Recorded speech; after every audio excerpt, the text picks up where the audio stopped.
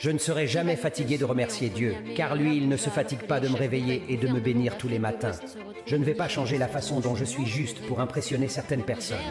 Je suis dans une période où rien ne m'étonne. Je ne sens rien. Je suis juste passif et ce qui arrivera, arrivera. J'en ai rien à faire. Le prochain chapitre de ma vie fera regretter tous ceux qui m'ont manqué de respect. Je n'ai plus besoin de me débarrasser des gens qui devaient partir. Ils sont déjà partis. Je suis moi-même. Les gens ne sont pas obligés de m'aimer et je ne suis pas obligé de m'en soucier. Je ne cherche pas à être parfait, mais être vrai. Tout le monde me verra galérer mais jamais abandonner.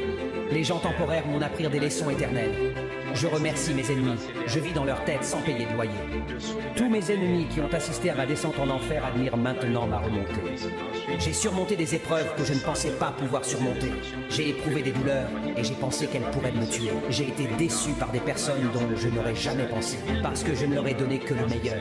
Mais je suis ici plus fort qu'avant et personne ne pourra jamais m'abattre. Évoluer pour devenir la fédération des États du Sahel. Donc ces trois pays ont décidé de se mettre ensemble pour lutter contre le terrorisme en choisissant de bâtir une architecture de paix et de sécurité commune, c'est-à-dire que les trois armées vont travailler ensemble pour lutter contre le terrorisme.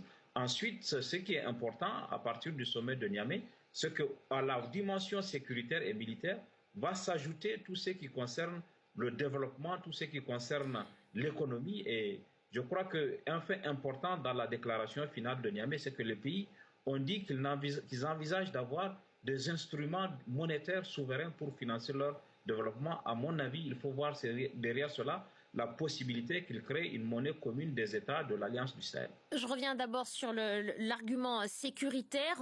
En quoi il parviendrait à lutter contre la menace djihadiste aujourd'hui, alors que par le passé, ça n'a pas été possible et ça n'a pas été possible non plus avec la CEDEAO? Ce qui a manqué par le passé et qui explique l'échec, y compris pendant la présence des forces étrangères, c'est l'absence de construction d'une solution régionale transnationale. Les pays avaient lutté jusqu'ici individuellement, le Niger avec le soutien extérieur, à l'époque, avant le coup d'État, le Mali avec son soutien. Il n'y avait pas en réalité la volonté de construire une réponse transnationale. Aujourd'hui, les pays de l'AES sont allés beaucoup plus loin que la construction d'une réponse transnationale en faisant des opérations armées conjointes contre les groupes djihadistes, puisque la stratégie des djihadistes, c'était d'attaquer le Niger et se replier au Burkina, ou d'attaquer le Burkina pour se retrouver au Mali. À partir du moment où les pays de l'AES décident de construire une réponse ensemble avec des armées qui se battent avec des brigades intégrées multinationales, certes, c'est une avancée importante.